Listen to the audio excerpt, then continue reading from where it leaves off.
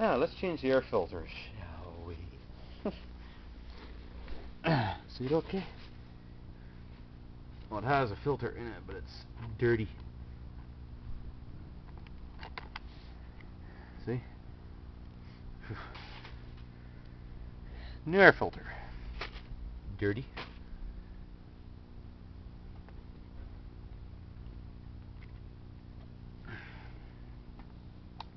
If I had a drill, I could have this done in 2 seconds.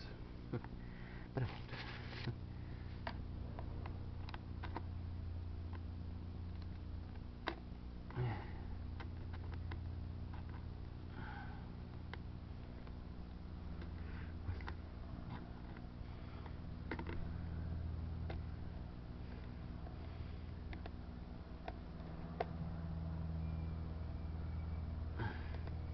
And people on YouTube are wondering, we cannot use pressure washers next to the darn ass Campbell.